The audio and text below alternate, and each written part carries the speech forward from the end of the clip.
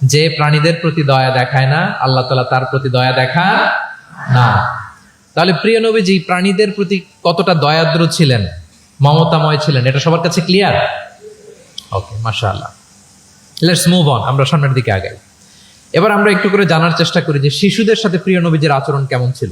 আমরা সিরাতে এবং হাদিসের দিকে যদি তাকাই তাহলে দেখব প্রিয় নবীজি শিশুদেরকে তাহনিক করে দিতেন। তাহনিক, তাহনিক শব্দটির সাথে কি আপনারা পরিচিত, নাম শুনেছেন? তাহনিক হচ্ছে কোন স্কলারের কাছে দোয়ার জন্য নবজাতক শিশুকে নিয়ে যাওয়া। সে স্কলার খেজুর খেয়ে তার মুখের লালা মিশ্রিত খেজুরের রস দোয়া হিসেবে নবজাতক শিশুর মুখে দিয়ে দিবে, এটাকে বলে তাহনিক। এটাকে কি বলে? আমি করেছি অনেক জায়গায়, অনেক মা বাবা তাদের সন্তানদেরকে নিয়ে এসেছে খেজুর নিয়ে, তা আমরা বিশ্বনবীর সুন্নাহ হিসেবে এটা করে দিয়েছি। আল্লাহ রাসূল সাল্লাল্লাহু আলাইহি সাল্লামের কাছে তাহনিক করতে সাহাবারা আসতো, তিনি শিশুদেরকে পরম মমতায় তাহনিক করে দিতেন। মদিনাতে যখন সাহাবারা আসলো, তাদের কারো ঘরে কোনো সন্তান জন্মাচ্ছিল না। আল্লাহ রাসূল সাল্লাল্লাহু আলাইহি সাল্লামের শ্যালিকা আবু বকর রাদিয়াল্লাহু তাআলা আনহুর কন্যা আয়েশা রাদিয়াল্লাহু তাআলা আনহার বড় বোন আসমা বিনতে আবি বকর, তিনি প্রেগনেন্ট অবস্থায় মক্কা থেকে মদিনায় হিজরত করলেন এবং কোবাতে আসার পরপরই উনি বাচ্চা ডেলিভারি করলেন, পুত্র সন্তান। ওনার ঘর আলোকিত করে জন্ম নিল আব্দুল্লাহ ইবনে জুবাইর। মদিনায় আনন্দের হিল্লোল বয়ে গেল, কারণ ইহুদিরা বলছিল এই যে মুসলমানদের ঘরে কোনো সন্তান হয় না, সন্তান হয় না।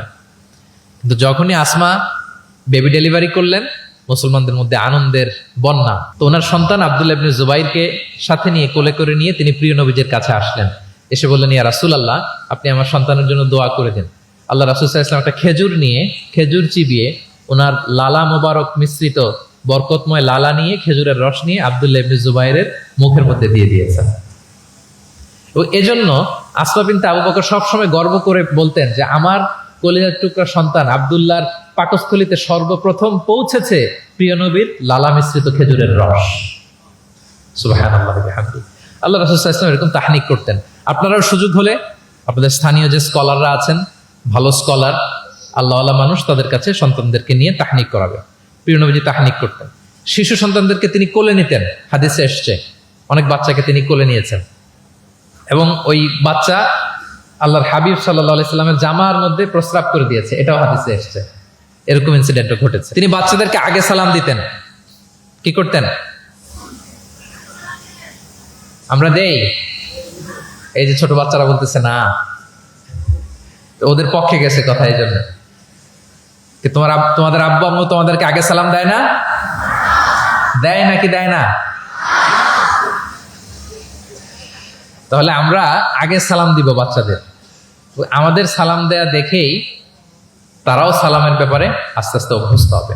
প্রিয় নবীজি বাচ্চাদের আগে সালাম দিতেন, গালে হাত বুলিয়ে দিতেন, মাথায় হাত বুলিয়ে দিতেন, হাদিসে এসছে। জাবির ইবনে সামুরা একজন সাহাবী, তিনি ওনার শৈশবকালের স্মৃতিচারণ করছেন। তিনি বললেন, একবার মসজিদে নবীর পাশে আমরা কিছু বাচ্চারা দাঁড়িয়েছিলাম। প্রিয় নবীজি নামাজ শেষ করে বেরোলেন, প্রতিটি বাচ্চার গালে তিনি হাত বুলিয়ে দিচ্ছেন। দিতে দিতে এলো আমার পালা। তিনি শৈশবের স্মৃতিচারণ করে বলছেন যে প্রিয় নবীজি যখন আমার গালে হাত লাগালেন, আমি একটা হিম শীতল পরশ অনুভব করলাম। এবং তিনি বললেন যে মদিনার বাজারে যখন আতরওয়ালারা আসতো, আতরের যে প্যাকেট বা লাগেজ উনি যখন খুললে একটা চমৎকার স্মেল আসতো, প্রিয় নবীজির হাত থেকে আমরা ওইরকম একটা সুগন্ধির গন্ধ পেলাম। আল্লাহু আকবার। তাহলে বাচ্চাদের দেখলে তিনি মাথা এবং গালে হাত বুলিয়ে দিতেন। তিনি বাচ্চাদেরকে দেখলে চুমু খেতেন, বাচ্চাদের সাথে খুব মজা করতেন, খেলাধুলা করতেন। হাদিসে এসছে ওনার চাচাতো ভাই যারা আছে ছোট ছোট, তাদেরকে তিনি লাইন ধরে দাঁড় করাতেন আর বলতেন, মান সাবাকা ইলাইয়া ফালাহু কাদা ওয়া কাদা। দেখি কে এসে আমাকে আগে ধরতে পারে, যে ফার্স্ট হবে তাকে এটা দিব, যে আগে ধরতে পারবে তাকে এটা দিব। আল্লাহু আকবার। এবং তারাও আনন্দে উৎফুল্ল হয়ে দৌড়াতে দৌড়াতে কেউ প্রিয় নবীজির বুকের উপর এসে ঝাপটে পড়তো, কেউ কাঁধে উঠতো, কেউ পিঠে উঠতো, এভাবে দৌড়ে বিশ্বনবী সাল্লাল্লাহু আলাইহি ওয়াসাল্লামের কাছে তারা আসতেন। এবং মাঝে মাঝে তিনি শিশুদের মধ্যে কোনো ভুলভাল কিছু দেখলে শুধরে দিতেন। ওমর ইবনে আবি সালামা রাদিয়াল্লাহু তাআলা আনহু তিনি বলছেন, আমি যখন ছোট ছিলাম একবার প্রিয় নবীজির কোলে বসা ছিলাম, আমাদের সামনে খাবার দেয়া হলো, তো আমি খাবারের এখান থেকে নেই, ওখান থেকে নেই, এদিক সেদিক থেকে খাবার নিচ্ছি। আল্লাহ রাসূল সাল্লাল্লাহু আলাইহি ওয়াসাল্লাম আমাকে বললেন, ইয়া গোলাম, হে বৎস, সাম্মিল্লাহ, তুমি বিসমিল্লাহ বলো। তাহলে খাওয়ার শুরুতে আমরা কি বলবো? ওয়া কুল বিয়ামিনিক, এবং ডান হাতে খাও। কোন হাতে? কোন হাতে? ডান হাতে। আচ্ছা, ওয়াকুল বিয়ামিনিক ওয়াকুল মিম্মা ইয়ালিক, আর তোমার সামনে যেটা আছে ওখান থেকে খাও, ডানে বায়ে সামনে পিছনে এদিক থেকে ছোটাছুটি করে টানাটানি করো না। তিনি বলেন যে বিশ্বনবী যখন আমাকে এই গাইডলাইন দিলেন, তারপর থেকে আজীবন আমি এই সিস্টেমেই খেয়েছি, আজীবন এই সিস্টেমেই খেয়েছি। তাহলে এটিকেটস অফ হ্যাভিং ফুড, খাবারের যে এটিকেটস রাসূল সাল্লাল্লাহু আলাইহি ওয়াসাল্লাম বাচ্চাকে শিখিয়ে দিলেন। আরেক হাদিসে এসছে সাদাকার খেজুর স্তূপ করা ছিল মদিনায়, জাকাতের খেজুর।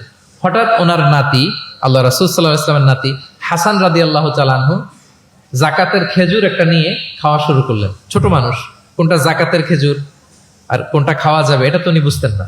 ছোট্ট মানুষ জাকাতের খেজুর খাওয়া শুরু করলেন। দূর থেকে প্রিয় নবীজি দেখে দৌড়ে গেলেন, দৌড়ে মুখ থেকে টেনে খেজুরটা বের করলেন।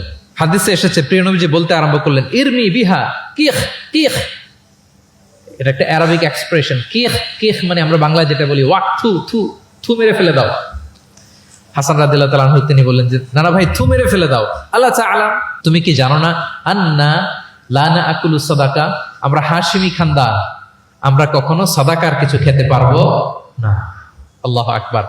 তাহলে দ্য কনসেপ্ট অফ হালাল এন্ড হারাম ছোটবেলা থেকে তিনি শিখাই দিলেন নাতিকে। এভাবে শিশুদেরকে আদর করতেন, ভালোবাসা দিতেন, মায়া মমতায় জড়িয়ে রাখতেন এবং ভুল করলে পরম মমতায় শুধরে দিতেন। তাহলে শিশুদের সাথে প্রিয় নবীজির কেমন আচরণ আমরা বুঝতে পারছি। তিনি শিশুদের প্রতি কতটা কনসিডারেট ছিলেন, কতটা তিনি কনসিডারেট ছিলেন আমরা একটা ছোট্ট হাদিস থেকে শুনি। একবার তিনি কোন এক নামাজে দীর্ঘ লম্বা সিজদা করে দিলেন, দীর্ঘ লম্বা, এত লম্বা সিজদা কখনো তিনি করেন না। নামাজ শেষে সাহাবারা জিজ্ঞেস করলেন, ইয়া রাসূলুল্লাহ, আপনি কি সিজদার মধ্যে অসুস্থ হয়ে গেলেন নাকি, অথবা কোরআনের আয়াত নাজিল হলো নাকি? এত দীর্ঘ সিজদা তো ফরজ নামাজে কখনো করতে দেখি না। রাসূল সাল্লাল্লাহু আলাইহি ওয়াসাল্লাম বললেন, কুল্লু যালিকা লাম ইয়াকুন, না একটাও না, ওহিও নাজিল হয়নি, অসুস্থও হয়নি। কারণ আমি যখন সেজদায় ছিলাম, আমার নাতি খেলতে খেলতে আমার কাঁধের উপরে চড়ে বসেছে। এখন আমি যদি সেজদা থেকে মাথা উঠাই, তার খেলা তো ইন্টারাপ্ট হয়ে যাবে। এজন্য যতক্ষণ সে মাথার উপরে পিঠের উপরে বসে বসে খেলছিল, আমি সেজদায় লুটিয়ে পড়ে সেজদাটাকে লম্বা করে দিয়েছি। সূক্ষ্ম বিবেচনা বোধ ছিল প্রিয় নবীজির, এবং শিশুদের প্রতি তিনি কতটা কনসিডারেট ছিলেন, এটা ছিল প্রিয় নবীজির শিশুদের সাথে আচরণ। তাহলে প্রাণীদের সাথে তিনি কেমন ছিলেন আমরা জানলাম, শিশুদের সাথে কেমন ছিলেন আমরা জানলাম। এবার আমরা দেখি যে নারীদের সাথে প্রিয় নবীজির আচরণ কেমন ছিল। তিনি নারীদেরকে অত্যন্ত সম্মান করতেন। কি করতেন? সম্মান। তিনি বলতেন, আদ দুনিয়া কুল্লুহা মাতা ওয়া খায়রু মাতা'আদ দুনিয়া আল মারআ সালিহা। পৃথিবীর সব কিছু যা দেখা যায় সব সম্পদ, কিন্তু এর মধ্যে সবচেয়ে দামি সম্পদ হচ্ছে নেককার নারী। কারণ তাদের পেট থেকেই পৃথিবীর সব ভালো মানুষ, মহাপুরুষরা এসেছে, আল্লাহর ওয়ালিরা এসেছে, নবীরা এসেছে। নবীরা কাদের পেট থেকে এসেছে বলেন? নবীরা মায়েদের পেট থেকে এসেছে না? এবং তিনি বলতেন, খায়রুকুম খায়রুকুম লি আহলিহি ওয়া আনা খায়রুকুম লি আহলি। তোমাদের মধ্যে সে সবচেয়ে সেরা যে তার পরিবারের কাছে সেরা, মানে স্ত্রীর কাছে সেরা, আর আমি আমার স্ত্রীর কাছে সেরা। প্রিয় নবীজি বলতেন। আল্লাহু আকবার। একবার একদল নারী এবং শিশুকে বিয়ের অনুষ্ঠান থেকে ফেরার পথে তাদেরকে দেখে প্রিয় নবীজি বললেন, তোমরা আমার কাছে সর্বাধিক প্রিয়। নারীদেরকে তিনি অত্যন্ত পছন্দ করতেন এবং সম্মান করতেন, এবং নারীদের সাথে ভালো আচরণ করার ব্যাপারে তিনি আমাদেরকে আদেশ করেছেন। তিনি বলেছেন, ফাস্তাউসু বিন-নিসাই খায়রা, খবরদার নারীদের সাথে রূঢ় আচরণ করো না, খারাপ আচরণ করো না, তাদের সাথে ভালো আচরণ করো। পুরুষদেরকে যেমনি ওটের উপর চড়িয়ে ওট টেনে হিঁচড়ে নিয়ে যাওয়া হয়, নারীদেরকে যেন এমনি না নেওয়া হয়। তিনি একবার বলছিলেন যে খবরদার, সাওকাকা বিল কাওয়ারির রিফকান বিল কাওয়ারির, মানে নারীদেরকে যখন ওটে চড়িয়ে হাওদাজে চড়িয়ে তোমরা টানো, ওহে সাহাবারা তাড়াহুড়ো করো না, ধীরস্থির ভাবে করো। অর্থাৎ তিনি বুঝাতে চাইলেন, কাওয়ারির মানে হচ্ছে কাচের তৈরি তৈজসপত্র বা বাসনপত্র। আমাদের ঘরে যে কাচের প্লেট, চামচ, গ্লাস আছে, এগুলো যদি সাবান দিয়ে আমাদের ধুইতে হয়, ক্লিন করতে হয়, আমরা কি করি? খুব সাবধানে এটাকে ধরি, রাখি, ক্লিন করি, তাই না? এটাকে খুব সফটলি ডিল করতে হয়। রাসূল সাল্লাল্লাহু আলাইহি ওয়াসাল্লাম সেটাই বললেন, নারীদেরকে কাচের সাথে তুলনা করে বললেন তাদের সাথে এরকম কোমল আচরণ করতে হবে। এবং তিনি বলেছেন, দুনিয়ার প্রতিটি মায়ের পায়ের নিচে আছে তার সন্তানের বেহেশত। সুবহানাল্লাহ। এবং সন্তান জন্ম দিতে যে কোনো নারী যদি ইন্তেকাল করে, প্রিয় নবীজি বলেন, ওই নারীকে আল্লাহ তাআলা কিয়ামতের দিন শহীদদের কাতারে দাঁড় করিয়ে দিবেন। আল্লাহ তাআলা যাকে একটি কন্যা দিয়েছেন তার জন্য একটি জান্নাত, দুইটি কন্যা দুইটি জান্নাত, যতগুলো কন্যা ততগুলো জাহান্নামের দরজা ব্লকেজ হয়ে যাবে। সুবহানাল্লাহ। এভাবে তিনি নারীদের সাথে আচরণ করেছেন। নারীরা মদিনার সমাজে প্রিয় নবীজির পেছনে সালাতে অংশগ্রহণ করত, প্রিয় নবীজির পেছনেই তারা সালাতে অংশগ্রহণ করতো। এখনো আপনারা মদিনাতে বা মাক্কাতে গেলে দেখবেন যে পুরুষদের পাশাপাশি নারীরাও সেখানে সালাতে অংশগ্রহণ করে। প্রিয় নবীজিকে ডিরেক্টলি তারা প্রশ্ন করতেন, কিউএ সেশনে অংশগ্রহণ করতেন, কোশ্চেনিং আনসারিং সেশন, নারীদের মধ্যে থেকে দাঁড়িয়ে তারা প্রশ্ন শুরু করে দিতেন। রাসূল সাল্লাল্লাহু আলাইহি ওয়াসাল্লামের সাথে সফরে অংশগ্রহণ করতেন। এভাবে প্রিয় নবীজি নারীদেরকে একটা মর্যাদার আসনে রেখেছেন, তাদের সাথে এইভাবে তিনি ডিল করতেন। এবার আমরা একটু জানার চেষ্টা করি যে সাহাবাদের সাথে প্রিয় নবীজির আচরণ কেমন ছিল, মানে যারা ছিল প্রিয় নবীজির সাথী তাদের সাথে আচরণ কেমন ছিল। আমরা জানি যে সাহাবারা হচ্ছে প্রিয় নবীজির হাতে গড়া ছাত্র, হাতে গড়া টিম। নবীজির সুখে দুঃখে সবসময় তারা থাকতো এবং প্রিয় নবীজিকে আগলে রাখতো। প্রিয় নবীজির একম পেনি তারা কখনো মিস করতে চাইতো না। এমনকি কখনো কখনো কোনো সাহাবার ক্ষুধা লাগলে তারা প্রিয় নবীজির কাছে এসে বসে থাকতো। তারা বলতো যে প্রিয় নবীজির চেহারার দিকে তাকিয়ে থাকলে আমাদের ক্ষুধা মিটে যেত। নবীজির নুরানি চেহারার দিকে তাকিয়ে থাকলে কি হতো? পেটের ক্ষুধা চলে যেত। যে আয়াত দিয়ে আমি শুরু করেছিলাম, ফাবিমা রাহমাতিম মিনাল্লাহি লিনতা লাহুম ওয়ালাউ কুনতা ফাদদান গালিযাল কলবি লানফাদ্দু মিন হাওলিক। নবী হে, আল্লাহর রহমতে আপনি কোমল হৃদয়ের অধিকারী হয়েছেন, এজন্য সবাই আপনাকে ঘিরে থাকতে চায়, আপনার পাশে থাকতে চায়। আপনি যদি কর্কশ ভাষী হতেন, কঠোর আচরণের অধিকারী হতেন, তাহলে এখন যেমনি আপনার সাহাবারা আপনাকে ঘিরে রাখে, সব সময় আপনার পাশে থাকতে চায়, তারা এমনটি আপনাকে ঘিরে রাখতো না। এবং আল্লাহ রাসূল সাল্লাল্লাহু আলাইহি ওয়াসাল্লামের চেহারায় সবসময় একটা স্মাইলিং ফেস থাকতো, অলওয়েজ স্মাইল। তিনি বলতেন, তাবাসসুমুকা ফি ওয়াজহি আখিকা সাদাকা, your smile to your brother it's a charity. তুমি তোমার ভাইয়ের দিকে তাকিয়ে যে মুচকি হাসি দাও, এতেও আল্লাহ তাআলা তোমার আমলনামায় সাদাকা দেওয়ার সওয়াব দিয়ে দেন। আপনারা মুচকি হাসেন তো? কি মুচকি হাসেন? হ্যাঁ, মুচকি হাসবেন। মুচকি হাসতে পয়সা লাগে না, লাগে? মুচকি হাসবেন। মুচকি হাসলে এটা সাদাকা দেওয়ার সমান সওয়াব। অলওয়েজ একটা স্মাইলি ফেসে থাকতেন প্রিয় নবীজি। ওনার চেহারা দেখলেই মানুষের মন ভালো হয়ে যেত। আল্লাহু আকবার। সাহাবাদের সাথে ওনার আচরণ কেমন ছিল, ডিলিংস কেমন ছিল? এক নম্বরে তিনি খুব কোমল আচরণ করতেন সাহাবাদের সাথে। কেউ যখন প্রিয় নবীজির সাথে কথা বলতো, ওই লোক কথা বলার সময় চোখ না ফেরালে প্রিয় নবীজি কখনো তার থেকে চেহারা ফেরাতেন না। মুসাফা করার সময় যিনি প্রিয় নবীজির সাথে মুসাফা করেছেন, ওই লোক হাত টেনে না নিলে প্রিয় নবীজি কখনো হাত টেনে নিতেন না। সুবহানাল্লাহ, হোয়াট এ হাম্বল পার্সোনালিটি। তিনি সাহাবাদের প্রতি এতটাই কোমল ছিলেন, একটা ছোট্ট হাদিস থেকে আমরা একটু বোঝার চেষ্টা করি। তিনি সাহাবাদের নিয়ে বসা ছিলেন, এক বেদুইন এসে মসজিদে নববীতে 2 রাকাত নামাজ পড়লো। 2 রাকাত নামাজ পড়েই বিষ্ণু ইসা ইসলামের কাছেও আসে না, সালামও দেয় না, কারণ বেদুইন তো, সভ্যতার কোনো অ্যাটিকেটস, কোনো ছোঁয়া তার মধ্যে লাগেনি। সে নামাজ পড়ে আল্লাহর কাছে দোয়া করতেছে, এবং দোয়া কিরকম দেখেন, সে দোয়া বলতেছে, আল্লাহুম্মা আরহামনি ওয়া মুহাম্মাদা ওয়ালা তারহাম মা'আনা আহাদা, মানে আল্লাহ তুমি আমারে রহম করো আর মুহাম্মদ সাল্লাল্লাহু আলাইহি ওয়াসাল্লামের রহম করো, আমাদের দুজনের সাথে আর কাউরে রহম করো না তুমি। বেদুইন, তার মধ্যে এটিকেটস অফ দোয়া, দোয়ার যে একটা আদব আছে এটা তার জানা নাই। সে বলে, আল্লাহ আমাকে মাফ করো, মুহাম্মদ সাল্লাল্লাহু আলাইহি ওয়াসাল্লামকে মাফ করো, আর কাউকে না। তো দূর থেকে রাসূল সাল্লাল্লাহু আলাইহি ওয়াসাল্লাম দেখে হেসে বললেন, হায় রে, একটা প্রশস্ত ব্যাপারকে সে সংকীর্ণ বানায় ফেললো। কারণ আল্লাহর দরবারে কি রহমের কোনো কমতি আছে? সবাই বলুন তো আওয়াজ করে, আল্লাহর দরবারে রহমতের কোনো কমতি ঘাটতি আছে? কোনো কমতি নাই, কোনো ঘাটতি নাই। তো সে তো দোয়াতে আমাদের সবাইকে ইনক্লুড করলেও পারতো। যাই হোক, নামাজ পড়ে দোয়া করে এবার মসজিদে নববীর মাঝখানে পেশাব করতে আরম্ভ করলো। কোথায়?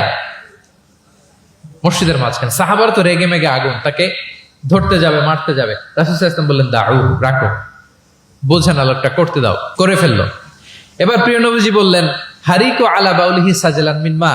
মসজিদে, তখনকার মসজিদে নববী তো বালুর ফ্লোর ছিল, জানেন আপনারা? আমাদের এখনকার মসজিদ তো এই যে এরকম পাকা টাইলস করা, কার্পেটিং, আরো কত কি, কিন্তু তখনকার মসজিদে নববী ছিল কিসের? ফ্লোরটা বালুর। তো রাসূল সাল্লাল্লাহু আলাইহি ওয়াসাল্লাম বললেন যে বালুর মধ্যে যদি পেশাব করে দিয়েছে, 1 বালতি পানি ঢেলে দাও। 1 বালতি পানি ঢেলে দেওয়া হলো। আর সাহাবাদেরকে তিনি শান্ত হতে বললেন যে থামো, তার প্রতি আগ্রাসী হয়েও না, কারণ ফাইন্নামা বুইসতুম মুয়াসসিরিন, তোমরা সহজপন্থী হয়ে প্রেরিত হয়েছো, ওয়ালাম তুবআসু মুআসসিরিন, তোমরা কট্টরপন্থী হয়ে প্রেরিত হও নাই। আল্লাহু আকবার। তিনি বুঝালেন যে এই উম্মাত হবে সহজপন্থী, কট্টরপন্থী নয়। যে কোনো জিনিসকে খুব সিম্পলি ডিল করতে হবে। এবার তিনি ওই বেদুনকে ডেকে পাঠালেন, বললেন, আচ্ছা তুমি যে মসজিদের ভেতরে তোমার উট ঢুকালে এবং মাঝখানে পেশাব করে দিলে, তুমি কি জানো এটা এই কমিউনিটির ইবাদতগাহ, এই মদিনার সোসাইটির এটা একটা মসজিদ, আমরা এখানে নামাজ পড়ি, আল্লাহর জিকির করি, এখানে কোরআন তেলাওয়াত করি, এই জায়গায় বসে তোমার পেশাব করা কি ঠিক হলো? প্রিয় নবী যখন ভালোবেসে তাকে কাছে ডেকে বুঝালেন, সে মাথা নিচু করে এবার কাচুমাচু করতে আরম্ভ করলো। সে লজ্জিত হয়ে প্রিয় নবীজির কাছে ক্ষমা চাইল। সুবহানাল্লাহ। তাহলে তিনি সাহাবাদের প্রতি কতটা কোমল আচরণের অধিকারী ছিলেন, এই হাদিস থেকে আমরা বুঝতে পারলাম। তিনি সাহাবাদের জন্য দোয়া করতেন, প্রাণ ভরে দোয়া করতেন।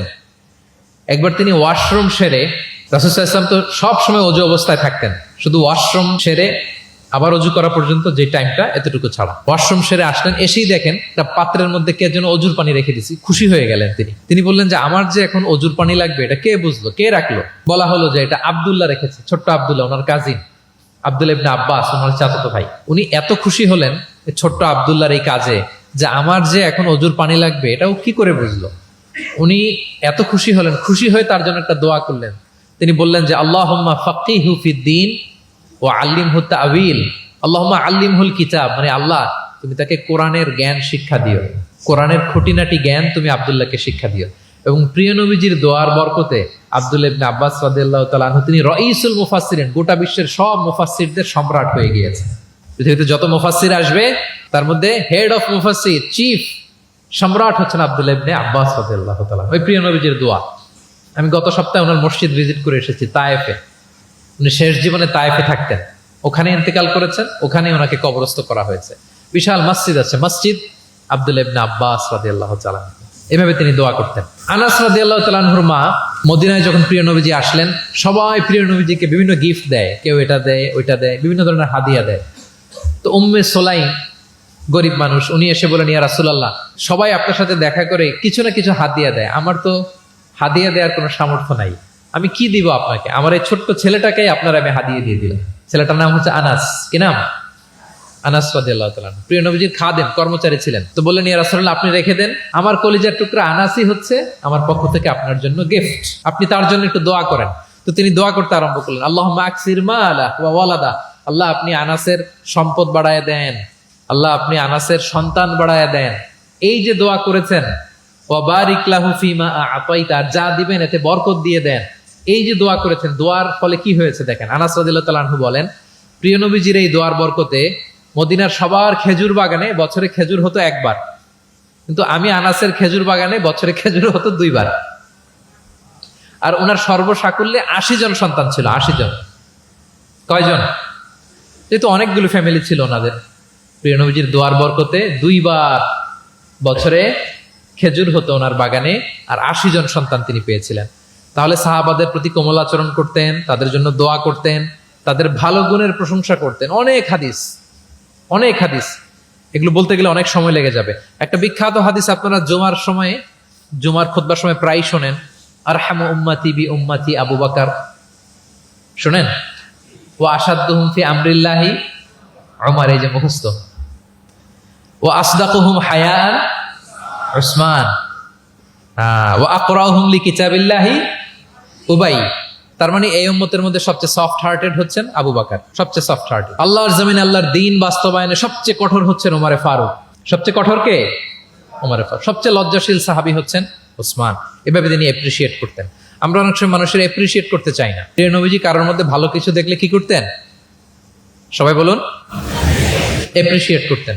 আপনার ছেলের মধ্যেও, আপনার মেয়ের মধ্যেও কোনো ভালো গুণ দেখলে আপনি অ্যাপ্রিশিয়েট করবেন, দোয়া করবেন, উজ্জীবিত হবে সে, ইন্সপায়ার্ড হবে। আমরা অনেক সময় আমাদের ছেলে মেয়েদেরকে উৎসাহ দেই না, তার মধ্যে যে কি কারিশমা আমরা জানিই না, মনে করি যে এ প্লাস পাইলেই বুঝি সফল। এ প্লাস পায় নাই, পাশের ঘরের কেউ পাইছে, বলে যে যা ওর পা ধোয়া পানি খা, এরকম বলে না বাংলাদেশে? নিজের ছেলে এ প্লাস পায় নাই, পাশের ঘরের একজন পাইছে, তো কি বলে? তার পা ধোয়া।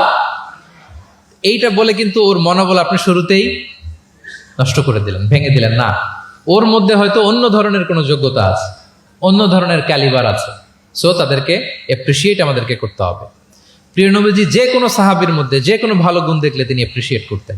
আবু মুসা আল আশআরী রাদিয়াল্লাহু তাআলা আনহুর কণ্ঠটা ছিল বড় চমৎকার। তিনি একবার বললেন, ইয়া আবা মুসা লাকাদ উতিতা মিজমার মিন মাজামিরি আলি দাউদ। দাউদ নবীর গলায় আল্লাহ যে সুরের ঝংকার দিয়েছে, এই উম্মতের মধ্যে আল্লাহ তোমার গলায় সেই সুরের লহরী ঠেলে দিয়েছে। সুবহান।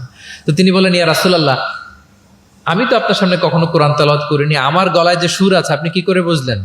প্রিয় নবীজি বলেন, গত রাতে তোমার ঘরের পাশ দিয়ে যাচ্ছিলাম, তুমি যে তেলাওয়াত করছিলে আমি দরজার বাইরে, ঘরের দেয়ালের বাইরে দাঁড়িয়ে দাঁড়িয়ে শুনছিলাম। আবু মুসা বলে, ইয়া রাসূলুল্লাহ, আপনি শুনছিলেন, এটা যদি আমি টের পেতাম আমি ফজর পর্যন্ত শুধু তেলাওয়াত করতেই থাকতাম। সুবহানাল্লাহ পড়বেন না? তাহলে আমরা যেন এপ্রিসিয়েট করি। প্রিয় নবীজি এপ্রিসিয়েট করতেন, সাহাবাদেরকে যথাযথ তারবিয়া দিতেন, তাদের সাথে মাঝে মাঝে রসিকতা করতেন, খোশ গল্প করতেন, সাহাবীদের সাথে একসাথে মিলেমিশে কাজ করতেন। মসজিদ নির্মাণের ঘটনা আমরা জানি, কোবা মসজিদ, মসজিদে নববী। এমন না যে চেয়ারে বসে থেকে এই তোমরা মসজিদ বানাও, না। একজন ট্রু লিডারের বৈশিষ্ট্য হচ্ছে উনি সামনে এগিয়ে যাবেন, ওনাকে দেখে দেখে ফলোয়াররা ফলো করবে, ঠিক কিনা? প্রিয় নবীজি নিজে মাটি বহন করেছেন, পাথর বহন করেছেন, নিজে খন্দকের পরীক্ষা খনন করেছেন, পেটে পাথর বেঁধেছেন। এটা ছিল সাহাবাদের সাথে প্রিয় নবীজির ইন্টারাকশন, ডিলিংস, মেলামেশা। এবার আমরা একটু দেখি যে প্রিয় নবীর যারা খাদেম ছিলেন, কর্মচারী ছিল, তাদের সাথে কেমন আচরণ ছিল। আমরা তো আমাদের বাসায় পান থেকে চুন খসলেই হাত তুলে ফেলি কাজের লোকদের গায়ে, এরকম দেখি না আমরা? দেখেছেন পত্রপত্রিকায়? খুব বেশি মানুষের অধিকার নিয়ে কথা বলে, মানবাধিকার কর্মী, কিন্তু ঘরের গৃহকর্মী যারা আছে পিটিয়ে একেবারে পিঠ লাল করে ফেলছে, এরকম দেখি না আমরা? কথার কাজের কোনো মিল নাই। কিন্তু প্রিয় নবীজির বায়োগ্রাফি যদি আমরা স্ক্যান করি তাহলে দেখবো আম্মাজান আয়েশা রাদিয়াল্লাহু তাআলা আনহা বলেন, তিনি কখনো তার কোনো কর্মচারীর গায়ে হাত তুলেননি। আরে হাত তোলা তো দূর কি বাত, তিনি কটু কথাও বলেন নাই, ধমকও দেন নাই। সরাসরি ওনার খাদেম আনাস রাদিয়াল্লাহু তাআলা আনহুর জবানবন্দি শুনুন। ডিরেক্ট কারো ব্যাপারে জানতে হলে আপনি তার ড্রাইভারের কাছ থেকে খোঁজ পাবেন, কর্মচারীর কাছ থেকে খোঁজ পাবেন, মানে ঘরের কাজের বুয়ার কাছ থেকে খোঁজ পাবেন, দারোয়ানের কাছ থেকে খোঁজ পাবেন। বিশ্বনবীর দারোয়ান বা কর্মচারীর কাছ থেকে শুনেন ওনার আচরণের ব্যাপারে। আনাস রাদিয়াল্লাহু তাআলা আনহু বলেন, আমি 1 বছর 2 বছর নয়, টানা 10 বছর বিশ্বনবীর খাদেম ছিলাম। কয় বছর? এই 10 বছরের এই লং পিরিয়ড অফ টাইমে কখনো তিনি আমার কোনো কাজে বিরক্ত হয়ে এই শব্দটা বলেন নাই। তিনি কখনো বলেন নাই যে আনাস এটা কেন করেছো, কখনো বলেন নাই যে আনাস এটা কেন করো নাই, করছো কেন এটাও বলে নাই, এটা করো নাই কেন এটাও বলেন নাই। আল্লাহু আকবার। একবার তিনি ওনার একটা জামা আনতে পাঠালেন আনাসকে, যে আনাস আমার এই জামাটা নিয়ে আস। ছোট্ট আনাস আনতে যে মদিনার রাস্তায় দেখে যে বাচ্চারা খেলাধুলা করে, তো জামা আনার কথা ভুলে যে সেও বাচ্চাদের সাথে খেলা দেখতে আরম্ভ করছে। এখন আল্লাহ রাসূল সাল্লাল্লাহু আলাইহি ওয়াসাল্লাম অনেকক্ষণ বসে আছেন, কি আমার জামা তো আসে না, আনাসও আসে না, ঘটনা কি? আসে না। তিনি বললেন যে যাই, কি আর করা, নিজের জামা নিজেই নিয়ে আসি। বের হলেন, বের হয়ে দেখেন মদিনার এক গলির মধ্যে মদিনার অন্যান্য বাচ্চাদের সাথে প্রিয় নবীজির আনাস সেখানে দাঁড়িয়ে আছে। তিনি চোখ বড় করলেন না, চোখ লাল করলেন না, ধমক দিলেন না, শাসালেন না, উনিও আস্তে করে আনাস রাদিয়াল্লাহু তাআলা আনহুর পিছনে যে দাঁড়িয়ে রইলেন। এখন খেলা দেখে এদিকে দেখে ওদিকে দেখে দেখতে দেখতে হঠাৎ আনাস রাদিয়াল্লাহু দেখেন যে পিছনে কে দাঁড়িয়ে আছে? স্বয়ং প্রিয় নবীজি দাঁড়িয়ে আছে। উনি ভয় পেয়ে গেলেন। আল্লাহ রাসূল সাল্লাল্লাহু আলাইহি সাল্লাম আনাস রাদিয়াল্লাহু তাআলা আনহুকে কিছুই বললেন না, ধমক দিলেন না, শাসালেন না, পিট্টি দিলেন না, জাস্ট এ স্মাইল, শুধু একটা মুচকি হাসি দিলেন। কি দিলেন? আনাস রাদিয়াল্লাহু তাআলা আনহু বলেন, সেদিনের বিশ্বনবীর সেদিনের মুচকি হাসির শাসন মৃত্যুর আগ পর্যন্ত আমাকে সোজা পথে রেখেছে। তাহলে প্রিয় বন্ধুরা, শাসন করতে জানলে বেদ দিয়ে শাসন করতে হয় না, গায়ে হাত তুলতে হয় না, ধমকাতে হয় না। শাসন করতে জানলে সামান্য একটা মুচকি হাসি দিয়ে শাসন করা যায়, ঠিক কিনা বলেন? কর্মচারীদের সাথে বিশ্বনবী সাল্লাল্লাহু আলাইহি ওয়াসাল্লামের আচরণ ছিল ঠিক এমন। এবার আমরা দেখি স্ত্রীদের সাথে কেমন আচরণ করতেন তিনি। স্ত্রীদেরকেও তিনি আগে সালাম দিতেন। স্ত্রীদেরকে কি করতেন? আগে সালাম দিতেন। আমাদের মধ্যে একটা ভুল বোঝাবুঝি আছে, আমরা অনেক সময় মনে করি যে না, স্ত্রীদের হয়তো আগে সালাম দিতে হবে, স্বামীরা সালাম দিবে না, এরকম একটা টেন্ডেন্সি থাকে। এটা ভুল। সবাইকে আগে সালাম দেওয়ার একটা কম্পিটিশন আমাদের মধ্যে থাকতে হবে। সালাম মানে হচ্ছে শান্তি। সালাম মানে কি? শান্তি। আপনি যদি ঘরে শান্তি ঢুকাতে চান আগে সালাম দিবেন। আমাদের ঘরটা, আমাদের প্রত্যেকের পরিবার, ঘর, সংসার, এটা শান্তিময় হোক। বলুন তো আমরা চাই কি চাই না? তাহলে এই ঘরে আমরা সালাম ঢুকাবো। কি ঢুকাবো? আওয়াজ করে সবাই বলুন, কি ঢুকাবো? ঘরে যেই প্রথমে কি করব আমরা? ঘরে যেই আমরা সালাম দিয়ে ফেলবো, আসসালামু আলাইকুম। দেখবেন যে কোনো ঝগড়া নাই, কোনো অশান্তি নাই। অনেকে বলে যে হুজুর ঘরের ভেতরে শুধু অশান্তি, অনেক অশান্তি, অনেক ঝগড়া। এরকম হয় আপনাদের? আপনাদের হয়? এর কারণ হচ্ছে শান্তির পয়গাম আমরা ঘরে ঢুকাই নাই। শান্তির পয়গাম আমরা ঘরে ঢুকাই নাই। ঘরে ঢুকে আমরা সালাম দিব। প্রিয় নবীজি আগে সালাম দিতেন। আম্মা জান আয়েশা বলেন যে অনেক চেষ্টা করেছি আমি দিব, লুকিয়ে থাকতাম মাঝে মাঝে, কিন্তু অনেক দূরে থেকে বিশ্বনবী বলে ফেলতেন আসসালামু আলাইকুম রাহমাতুল্লাহ। স্ত্রীদেরকে আগে সালাম দিতেন। মসজিদ থেকে নামাজ থেকে বের হয়ে স্ত্রীদেরকে ঘর পর্যন্ত পৌঁছে দিতেন। ঘরের ছোটখাটো কাজে তিনি সহায়তা করতেন। নিজের জামা সেলাই করতেন, মাঝে মাঝে জামা থেকে চুল থেকে উকুন বের করতেন, হাদিসে আছে। ছাগলের দুধ নিজে দহন করতেন, হাদিসে আছে। সাংসারিক কাজে সহযোগিতা করতেন এবং খুবই হৃদ্যতাপূর্ণ সম্পর্ক ছিল স্ত্রীদের সাথে। আম্মা জান আয়েশা রাদিয়াল্লাহু তাআলা আনহা কোনো পেয়ালার যেই জায়গা থেকে দুধ পান করতেন, ঠিক পেয়ালাটা নিয়ে ওই জায়গা থেকেই প্রিয় নবীজি দুধ পান করতেন। আম্মা জান আয়েশা রাদিয়াল্লাহু তাআলা আনহা কোনো গোশত বা হাড্ডি কিছু অংশ খেয়ে রেখে দিলে প্রিয় নবীজি ওইটা নিয়ে ওখান থেকে খাওয়া শুরু করে দিতেন। মাইমুনা রাদিয়াল্লাহু তাআলা আনহা এবং প্রিয় নবীজি, ওনার স্ত্রী আমাদের আম্মা জান, একই মগ দিয়ে একই বালতি থেকে একসাথে শেয়ার করে গোসল করেছেন, হাদিসে এসেছে। কত মধুর সম্পর্ক ছিল।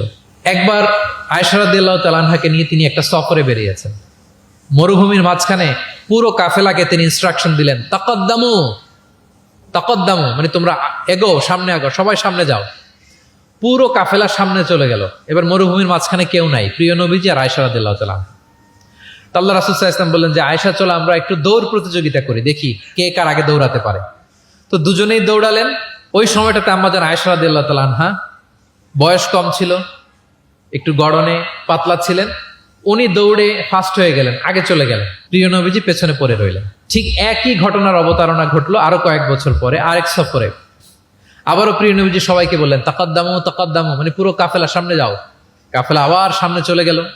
মাঝরাতে প্রিয় নবীজি আবার আম্মা জান আয়েশাকে বললেন যে আয়েশা, চলো আজকেও আমরা একটু দৌড় প্রতিযোগিতা করি। কিন্তু কয়েক বছরের ব্যবধানে আম্মা জান আয়েশা রাদিয়াল্লাহু তাআলা আনহা তখন একটু হেলদি হয়ে গেছেন, আগের মতো আর জোরসে দৌড়াতে পারছেন না। ওই দিন প্রিয় নবীজি আম্মা জান আয়েশাকে পেছনে ফেলে তিনি সামনে চলে গেলেন। আম্মা জান আয়েশা রাদিয়াল্লাহু তাআলা আনহা পেছনে পড়ে রইলেন। তো প্রিয় নবীজি আয়েশা রাদিয়াল্লাহু তাআলা আনহাকে বলেন, ইয়া আয়েশা হাদিহি বিতিলকা সাবকা, ওই যে বছর কয়েক আগে তুমি আমাকে হারায় দিছিলে, আজকে তোমাকে হারায় দিলাম। 3-4 বছর আগে তুমি হয়ে গেছিলা চ্যাম্পিয়ন, আমাকে হারাই দিছো, আজকে ওটার শোধবাদ করে নিলাম, সমান সমান হয়ে গেল। আল্লাহু আকবার! কি সুমধুর, কি অমায়িক, কি জান্নাতি সম্পর্ক ছিল। তাই বলে স্বামী স্ত্রীর মাঝে যে কোনো খুনসুটি, মিষ্টি ঝগড়া, মনোমালিন্য চলতো না এমনটা নয়, চলতো। সবার জীবনেই থাকে এটা, প্রিয় নবীজির জীবনেও ছিল। তো তখন আল্লাহ রাসূল সাল্লাল্লাহু আলাইহি ওয়াসাল্লাম বলতেন, আয়েশা ইন্নী লা আ'লাম ইযা কুনতি আন্নী রাদিয়া ওয়া ইযা কুনতি আলাইয়া গাদবা। আয়েশা, আমি কিন্তু টের পাই কখন তুমি আমার প্রতি খুশি আর কখন তুমি আমার উপর রেগে আছো, আমি কিন্তু বুঝে ফেলি। আম্মা জান বলেন যে আপনি কি করে বোঝেন? রাসূল সাল্লাল্লাহু আলাইহি ওয়াসাল্লাম বললেন, যখন তুমি আমার উপর রেগে থাকো তখন দোয়া করার সময় তুমি বলো রব্বি ইব্রাহিম, মানে হে ইব্রাহিমের রব আপনি আমাদেরকে ক্ষমা করেন, হে মুসার রব আপনি আমাদেরকে ক্ষমা করেন। আর যখন তুমি আমার উপর খুশি থাকো তখন দোয়ার সময় তুমি বলো রব্বি মুহাম্মদ, হে মুহাম্মাদের রব আপনি আমাদেরকে ক্ষমা করেন, হে মুহাম্মাদের রব আপনি আমাদের উপর দয়া করেন। মানে তুমি যখন রেগে থাকো তুমি ইচ্ছে করে আমার নামটা মুখে নিতে চাও না, আমি কিন্তু বুঝে ফেলি। আম্মা জান আয়েশা বলেন, ইয়া রাসূলুল্লাহ মা আহজুরু ইল্লা ইসমাক, আমি তো শুধু আপনার নামটাই বাদ দেই, মুখ থেকেই বাদ দেই, কিন্তু আমার হৃদয় থেকে তো কখনোই আপনাকে সরাতে পারি না। হৃদয়ে সবসময় আপনি থাকেন ইয়া রাসূলুল্লাহ। তাহলে প্রিয় বন্ধুরা, স্ত্রীদের সাথে, ওনার তো অনেকগুলো স্ত্রী ছিল, এই স্ত্রীদের সাথে ওনার কেমন আচরণ ছিল আমরা বুঝতে পারলাম। এবার আমরা একটু দেখি যে প্রতিবেশীদের সাথে প্রিয় নবীজির আচরণ কেমন ছিল। আল্লাহ রাসূল সাল্লাল্লাহু আলাইহি ওয়াসাল্লাম সবসময় প্রতিবেশীদের সাথে অত্যন্ত ভালো আচরণ করতেন। তিনি বলতেন, মান কানা ইউমিনু বিল্লাহি ওয়াল ইয়াউমিল আখির ফালইউকরিম জারাহ, যে আল্লাহ বিশ্বাস করে এবং আখিরাতে বিশ্বাস করে সে যেন প্রতিবেশীর সাথে ভালো আচরণ করে, প্রতিবেশীকে যেন সম্মান করে। এবং আবু যার গিফারি রাদিয়াল্লাহু তাআলা আনহুকে তিনি বলতেন যে আবু যার, তুমি যদি মারাক রান্না করো, মানে ঝোল, আমরা নেহারি খাই না গরুর পায়া দিয়ে, গরুর পায়া দিয়ে যে ঝোল রান্না করে এটাকে কি বলেন আপনারা? নেহারি। তো তিনি বললেন যে আবু যার, যখন নেহারি রান্না করবে, ঝোল জাতীয় কিছু রান্না করবে, পানি একটু বেশি দিও যাতে তোমার প্রতিবেশীর সাথে তুমি শেয়ার করতে পারো। প্রতিবেশীর ব্যাপারে কতটা কনসার্ন ছিলেন তিনি। এবং তিনি বলতেন লাইসাল মুমিন আল্লাযী ইয়াশবা ওয়া জারুহু জাইউন ইলা যামবি, সে ব্যক্তি মুমিন নয় যে নিজে পেট পুরে খায় কিন্তু তার প্রতিবেশীরা অভুক্ত থাকে, না খেয়ে থাকে, সে ব্যক্তি কখনো প্রকৃত মুমিন হতে পারে না। এবং মজার ব্যাপার হচ্ছে, ভালো আচরণের জন্য, সদাচরণের জন্য প্রতিবেশী মুসলিম হওয়া আবশ্যক নয়। রিপিট, আমি আবারও বলছি, ব্যাপারটা এমন না যে আমার মুসলিম প্রতিবেশী ভালো আচরণ করব। আমার হয়তো বৌদ্ধ প্রতিবেশী বা হিন্দু প্রতিবেশী, এজন্য ওদের সাথে আমি ভালো আচরণ করব না। ব্যাপারটা কি এমন না? নেইবরের ক্ষেত্রে মুসলিম হোক অমুসলিম হোক, প্রতিবেশী হলেই তার সাথে আমাদের ভালো আচরণ করতে হবে। বিশ্বনবীর এক ইহুদি প্রতিবেশী ছিল, ইহুদি। তো সেই প্রতিবেশীর ছোট্ট একটা ইহুদি সন্তান ছিল, প্রায় বিশ্বনবীর কাছে এসে প্রিয় নবীজির টুকিটাকি কাজ করে দিতেন। তো হঠাৎ অনেক দিন হয়ে গেল ইহুদি ছেলেটা আসে না, তার কোনো দেখা নেই। প্রিয় নবীজি ভাবলেন হয়তো কোনো সমস্যা হয়েছে, তাকে দেখে আসে। তার বাড়িতে যেয়ে দেখলেন যে ছেলে বড্ড অসুস্থ, প্রচন্ড অসুস্থ হয়ে কাতরাচ্ছে, বিছানায় শুয়ে আছে। রাসূল সাল্লাল্লাহু আলাইহি ওয়াসাল্লাম তার পাশে বসলেন, তার মাথায় হাত বুলিয়ে দিলেন এবং ইহুদি ছেলেটার দিকে তাকিয়ে বললেন, আসলিম, অর্থাৎ তুমি ইসলাম ধর্ম গ্রহণ করো। দেখেন প্রিয় নবীজির স্ট্র্যাটেজি দেখেন। এই ছেলের সাথে অনেক দেখা হয়েছে, প্রিয় নবীজির বাসায় এসেছে, কাজ করে দিয়েছে, কিন্তু এই ইহুদির বাচ্চাটাকে কখনো দিনের দাওয়াত তিনি দেন নাই। কেন? কারণ তিনি একটা ভালো সময়ের অপেক্ষা করতেছিলেন। তিনি দেখলেন যে this is the right time to give দাওয়া, এখনই সুন্দর সময়, কারণ সে অসুস্থ অবস্থা, একের মুমূর্ষ কাতর, এখন দাওয়াত দিলে এটা কাজে লাগবে। তিনি বললেন, আসলিম, ইসলাম ধর্ম গ্রহণ করো। তো পাশেই তার ইহুদি বাবা দাঁড়িয়েছিল। ফানাযারা ইলা ওয়াজহি আবি, এটা বলার সাথে সাথে ইহুদি ছেলেটা বাবার দিকে তাকালো যে দেখি বাবা কি বলে। তার বাবা, ইহুদি বাবা বলতে আরম্ভ করলো, আতি আবুল কাসেম, মানে আবুল কাসেম যা বলে তুমি তাই শোনো। প্রিয় নবীজির প্রথম সন্তান হচ্ছে কাসিম। আমাদের দেশে হয় না যে বড় মেয়ের নাম ধরেন যে সুমাইয়া, তো বলে যায় সুমাইয়ার বাবা, সুমাইয়ার বাবা বলে না? বা ধরেন যে ছেলের নাম, বড় ছেলে আব্দুল্লাহ, বলে যায় আব্দুল্লাহর বাবা কোথায়? তো আরবেও এই প্রচলনটা ছিল। রাসূল সাল্লাল্লাহু আলাইহি ওয়াসাল্লামের প্রথম সন্তানের নাম ছিল কাসিম, তো ফলে ওনাকে ডাকা হতো কাসিমের বাবা তখন পর্যন্ত, আবুল কাসেম, আবুল কাসেম। ইহুদি বলে, ছেলেটাকে বলে আতি আবুল কাসেম, মানে আবুল কাসেম যা বলে তাই শোনো। এবার রাসূল সাল্লাল্লাহু আলাইহি ওয়াসাল্লাম দেখলেন যে এখনই তো সুযোগ, তিনি পড়তে আরম্ভ করলেন যে তুমি আমার সাথে সাথে পড়ো।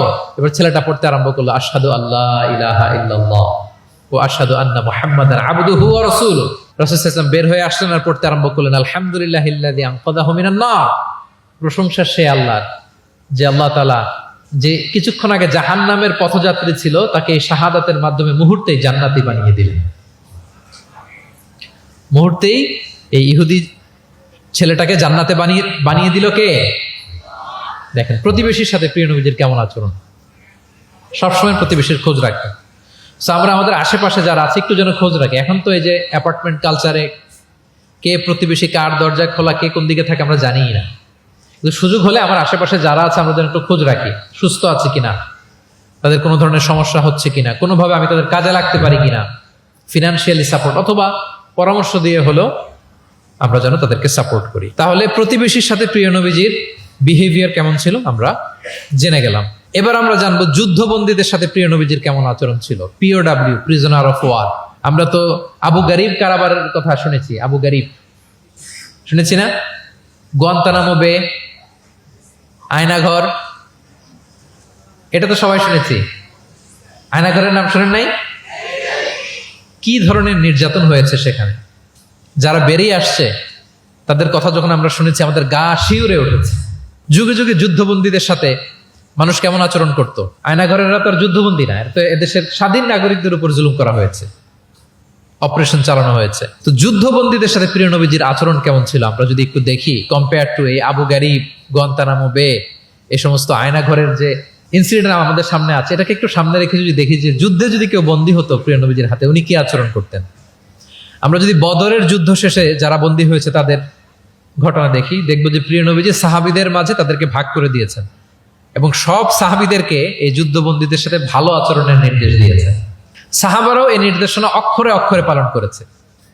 তারা তুলনামূলক কম দামি খাবারটা খেয়ে যুদ্ধবন্দীদেরকে দামি খাবারটা খাইয়েছে। সুবহানাল্লাহ। একটা ছোট্ট ঘটনা শেয়ার করলে বুঝতে পারবেন যে প্রিয় নবীজি যুদ্ধবন্দীদের সাথে কেমন আচরণ করতেন। সুমামা ইবনে উসাল রাদিয়াল্লাহু তাআলা আনহু, উনি ইয়ামামার অধিবাসী ছিলেন। আল্লাহ রাসূল সাল্লাল্লাহু আলাইহি সাল্লামকে অ্যাসাসিনেট করার জন্য, মানে গোপনে হত্যার জন্য তিনি মদিনায় এসে সাহাবীদের হাতে ধরা পড়েন। সাহাবীরা ওনাকে মসজিদে নববীর পিলারের সাথে রশি দিয়ে বেঁধে রাখে এবং প্রিয় নবীজির কাছে তথ্যটি পৌঁছান যে ইয়া রাসূলুল্লাহ আপনাকে হত্যা করতে এসেছিল, আমরা তাকে ধরেছি, মসজিদে নববীর পিলারে বেঁধেছি। রাসূল সাল্লাল্লাহু আলাইহি ওয়াসাল্লাম তার কাছে গেলেন, তার খোঁজ খবর নিলেন, ইসলামের বিভিন্ন সুন্দর সুন্দর কথা, দ্য বিউটি অফ ইসলাম তার সামনে তুলে ধরলেন এবং সাহাবাদেরকে বললেন যে তাকে ভালো ভালো খাবার দাও। বাড়িতে এসে বললেন রুটি বানাও, জব দিয়ে রুটি বানিয়ে সুমামার জন্য পাঠাও। সুমামা প্রথমে রুটি খেলো। এরপরের দিন এক সাহাবীকে বললেন যে তুমি ওটের দুধ দহন করে গরম গরম দুধ তার জন্য নিয়ে যাও। এরপরের দিন সে দুধ খেলো। এভাবে প্রিয় নবীজি প্রতিদিন তার সাথে দেখা করেন এবং ইসলামের সুন্দর সুন্দর কথাগুলো তাকে শোনান। সুমামা তো অবাক যে তোমরা যুদ্ধবন্দীদের সাথে এমন আচরণ করো। সুমামা রীতিমতো অবাক যে জামাই আদর চলতেছে টানা 3 দিন। আর রাসূল সাল্লাল্লাহু আলাইহি ওয়াসাল্লামের কাছে যখন ইসলামের বিভিন্ন বিষয়গুলো সে শুনতে শুনতে অবাক হয়ে ইসলামের প্রতি তিনি আকৃষ্ট হতে লাগলেন। টানা 3 দিন তাকে যখন প্রিয় নবীজি দাওয়াত দিলেন, আপ্যায়ন করলেন, 3 দিন পরে প্রিয় নবীজি সাহাবাদেরকে বললেন, যাও এবার মসজিদে নববীর ওখানে যে সুমামার দেহ থেকে রশিটা খুলে দাও। সাহাবারা বললেন, ইয়া রাসূলুল্লাহ, সে ভয়ঙ্কর খুনি, সে অত্যন্ত ভয়ঙ্কর, আপনি তাকে চিনেন না। প্রিয় নবীজি বললেন, আমি যা বললাম তাই করো, যাও তার রশিটা খুলে দাও। সাহাবারা যে এবার সুমামার রশিটা খুলে দিল। সুমামা তখন মসজিদ থেকে বের হয়ে মসজিদে নববীর পাশে একটা কুয়া ছিল, ওই কুয়ার ওখানে যে গোসল করলেন। গোসল করে অজু করে আসলেন। এসে মসজিদে নববীর সামনে দাঁড়িয়ে সাক্ষ্য দিলেন, আশহাদু আল্লাহ ইলাহা ইল্লাল্লাহ ওয়া আশহাদু আন্না মুহাম্মাদান আবদুহু ওয়া রাসূলুহু। এবার তিনি বললেন, হে আল্লাহর রাসূল, আমি সাক্ষ্য দিচ্ছি আল্লাহ ছাড়া কোনো ইলাহ নেই এবং আপনি আল্লাহর প্রেরিত রাসূল। তিনি বললেন, হে মুহাম্মদ, এতদিন আপনার চাইতে কোনো অপ্রিয় চেহারা আমার কাছে ছিল না, সবচেয়ে অপছন্দ করতাম আপনাকে, কিন্তু এই মুহূর্তে থেকে আপনার চাইতে কোনো প্রিয় ব্যক্তিত্ব আমার জীবনে আর নাই। হে মুহাম্মদ, মদিনার চাইতে নিকৃষ্ট কোনো স্থান আমার কাছে ছিল না, কিন্তু আজ থেকে মদিনার চাইতে পবিত্র কোনো জায়গা আমার কলিজায় নাই। হে মুহাম্মদ, আজ পর্যন্ত ইসলামের চাইতে অপছন্দনীয় কোনো ধর্ম আমার কাছে ছিল না, কিন্তু এই মুহূর্ত থেকে ইসলামের চাইতে কোনো প্রিয় ধর্ম আমার কাছে না। আল্লাহু আকবার, আল্লাহু আকবার। যুদ্ধবন্দীদের সাথে বিষ্ণু ইসলাম কেমন আচরণ করেছেন? ঘোর শত্রু প্রিয় নবীজির ফলোয়ারে পরিণত হয়েছে, পরম বন্ধুতে পরিণত হয়েছে। সম্মানিত সুধী, এটা ছিল বিষ্ণু ইসলামের আচরণ যুদ্ধবন্দীদের সাথে। ভিক্ষুকের সাথে কেমন আচরণ করতেন? প্রিয় নবীজির একটা অভ্যাস ছিল, কেউ কিছু চাইলে না করতে পারতেন না। ওনার ডিকশনারিতে না ছিল না। কি ছিল না? সবাই বলুন, কি ছিল না? কেউ এসে কোনো ফরিয়াদি চাইবে, উনি বলবেন না, এটা উনি বলতে পারতেন।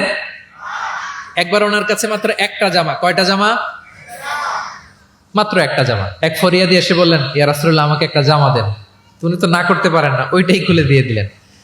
এবার তো উনি পড়তেও পারেন না জামা, বাইরেও বেরোতে পারেন না, খালি গায়ে কি করবেন? আল্লাহ আয়াত নাজিল করলেন, ওয়াল্লাযীনা ইযা আনফাকু লাম ইউসরিফু ওয়া লাম ইয়াকতুরু ওয়া কানা বাইনা যালিকা কাওয়ামা।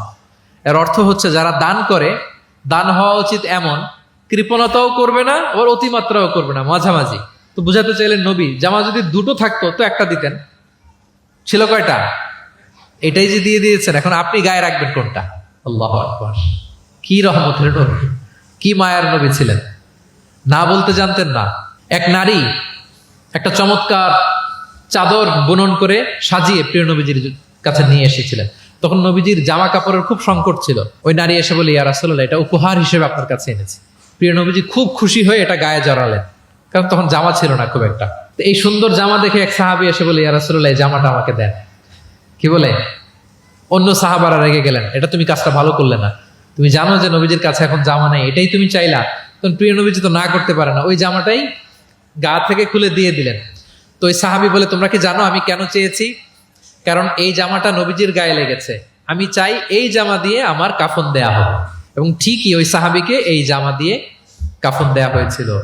ভিক্ষুকের সাথে কেমন আচরণ? একবার তিনি চাদর পরিহিত অবস্থায় রাস্তা দিয়ে হাঁটছিলেন, এক ভিক্ষুক এসে ওনার গায়ের চাদর ধরে এমন জোরে টান মারলেন, গলিদুল হাসিয়া, ওই চাদরের এই পাশে ডিজাইন করা ছিল, প্রিয় নবীজির ঘাড়ের এদিকে চামড়ায় দাগ পড়ে গেল। তিনি ব্যথা পেলেন এবং বললেন, ইয়া মুহাম্মদ, মুরলি মিন মালিল্লাহ, দাও, কোষাগারে কি আছে ওখান থেকে আমার কিছু দাও।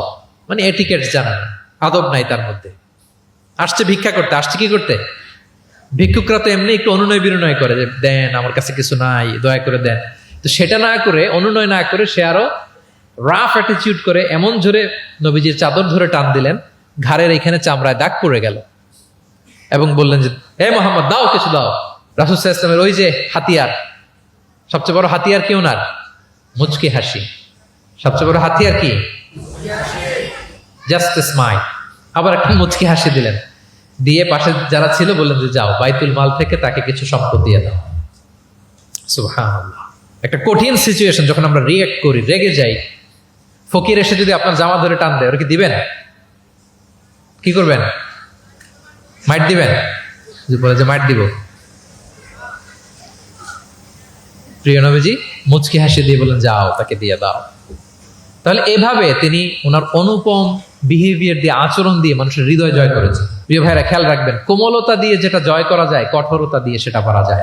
আপনার সফট বিহেভিয়ার দিয়ে you can win the heart of the people, মানুষের হৃদয় আপনি জয় করে ফেলবেন, যেমনটা প্রিয় নবীজি করেছেন।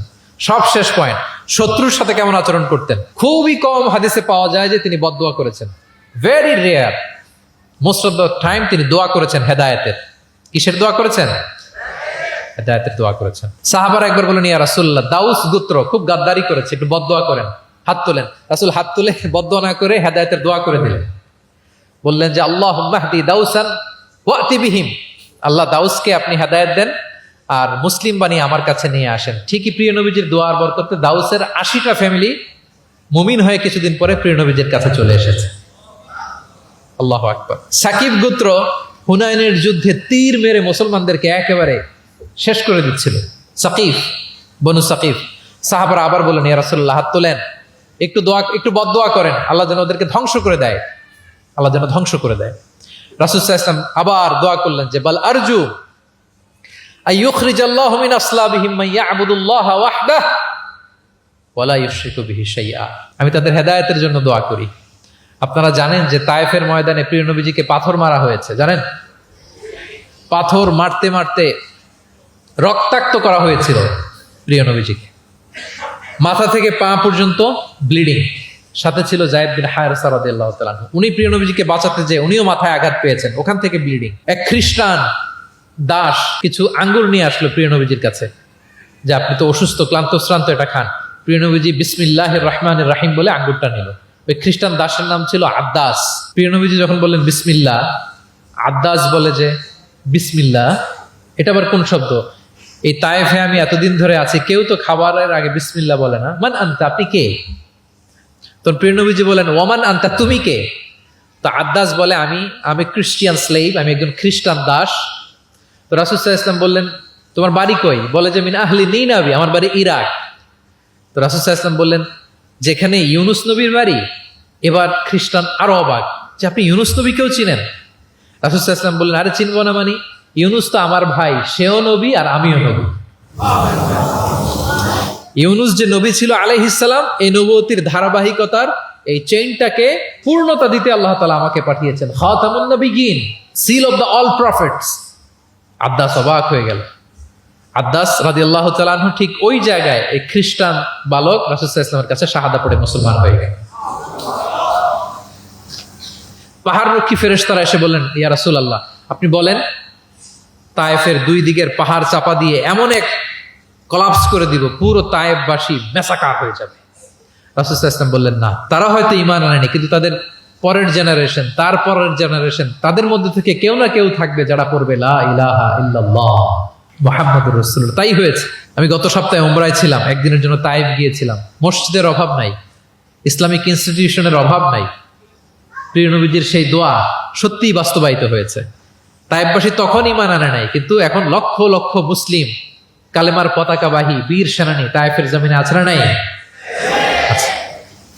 শত্রুদের সাথে তিনি এমন আচরণ করেছেন। উহুদের ময়দানে রক্তাক্ত হয়েছেন, দাঁত ভেঙেছে, হেলমেট ভেঙে দন্দন মোবারক শহীদ হয়েছে বিশ্বনবীর। কিন্তু হেদায়েতের দোয়া করেছেন। তিনি বলেছেন, আল্লাহুম্মা হদি কওমি ফাইন্নাহুম লা ইয়ালামুন। আল্লাহ, আমার কওমকে আপনি মাফ করেন, ওরা চিনে নাই, বুঝে নাই।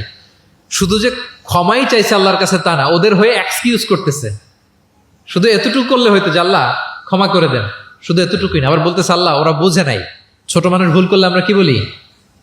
যে কেন ভুলটা করছে, কারণ বুঝে। ওর হয়ে আমরা ওকালতি করি। তো প্রিয় নবীজি বলতেছেন, আল্লাহ তাদেরকে হেদায়েত দেন আমার কওমকে, কারণ ফাইন্নাহুম লা ইয়ালামুন, আমি যে নবী তারা চিনে নাই, তারা আমাকে চিনে নাই, তারা বুঝতে পারে নাই। এভাবে আল্লাহ রাসূল সাল্লাল্লাহু আলাইহি ওয়াসাল্লাম শত্রুদের সাথে যুদ্ধের ময়দানে আচরণ করেছেন। যুদ্ধের ময়দানে প্রিয় নবীজির কঠোর নির্দেশনা ছিল, খবরদার কোনো নারীর গায়ে হাত তুলবে না, কোনো শিশুর গায়ে হাত তুলবে না, কোনো বিধর্মী পাদ্রীর গায়ে হাত তুলবে না। যুদ্ধ থেকে বিরত আছে, নিউট্রাল, এমন কোনো মানুষের গায়ে হাত তুলবে না। আত্মসমর্পণ করে তোমাদের কাছে সিকিউরিটি চাচ্ছে, আত্মসমর্পণ করেছে, নিরাপত্তা চাচ্ছে, তাদের গায়ে হাত তুলবে না। ওই এলাকার গবাদি পশুর গায়ে হাত তুলবে না, কৃষিজ পণ্যকে ডিস্ট্রয় করবে না। যুদ্ধের ময়দানে এই নির্দেশনাগুলো বিষ্ণু ইসলাম দিয়েছেন। এবং এগুলোর কারণেই শত্রুরাও বিষ্ণু ইসলামের বন্ধুতে পরিণত হয়েছেন। আমরা জানি যে এলাকায় থাকতে দেয় নাই, তাইফে গিয়েছে, থাকতে দেয় নাই, আত্মীয় স্বজন সহ mental torture, physical torture and what not, কি করে নাই কোরাইশরা। সেই কোরাইশদের কাছে যখন অষ্টম হিজরিতে বিজয়ীর বেশে তিনি গেলেন, থার থার করে কাঁপতেছিল কোরাইশরা যে হায় রে, আজকে তো গত এই কয়েক যুগের প্রতিশোধ মোহাম্মদ নিবে, রক্তের বন্যা বইয়ে দিবে আজকে মক্কায়। কিন্তু সবার দিকে তাকিয়ে বিশ্বনবী কি বললেন? লা তাসরিবা আলাইকুম ইয়াউম ইযহাবু ফাআনতুমুত তালাকা, যাও আজকে ক্ষমা করে দিলাম। ভাই ভাইয়ের সাথে যে আচরণ করবে আজকে আমি তোমাদের সাথে ওই আচরণ করব। সুবহানাল্লাহ। This was the character and behaviour of the last messenger Muhammad সাল্লাল্লাহু আলাইহি ওয়াসাল্লাম। সম্মানিত সুধী, তাহলে আমরা যেটা বুঝলাম, কোমল আচরণ দিয়ে আপনি যা অর্জন করতে পারবেন, কঠোর আচরণ দিয়ে, রূঢ় আচরণ দিয়ে, খারাপ ব্যবহার দিয়ে পারবেন? সবাই বলেন তো পারবেন? ব্যক্তি তার সুন্দর আচরণ দিয়ে খুব সহজেই অন্যের মাঝে প্রভাব বিস্তার করতে পারে। আমরা দেখেছি যে প্রিয় নবী শিশুদের সাথে, নারীদের সাথে, বন্ধুর সাথে, শত্রুর সাথে অমায়িক আচরণ করেছেন। এক্সাম্পলারি বিহেভিয়ার, অমায়িক আচরণ। আমরা যেন সেই আচরণের অধিকারী হতে পারি, আমরা যেন সেই ব্যবহারের অধিকারী হতে পারি। প্রিয় নবীজি যেমনি তার কোমল আচরণ দিয়ে, মার্জিত, পরিশীলিত, অমায়িক, মাধুর্যপূর্ণ আচরণ দিয়ে মানব মণ্ডলীর হৃদয় জয় করেছেন, আমরাও যেন আমাদের আচরণকে সেভাবে পরিশীলিত করতে পারি। আল্লাহ তাআলা আমাদের সবাইকে কথাগুলো বোঝার ও আমল করার তৌফিক দান করুন। হাযা মা ইনদি ওয়াল ইলমু ইনদাল্লাহি আলাইহি তাওয়াক্কালতু ওয়া ইলাইহি উনীব। ওয়াসসালামু আলাইকুম ওয়া রাহমাতুল্লাহি ওয়া বারাকাতুহু।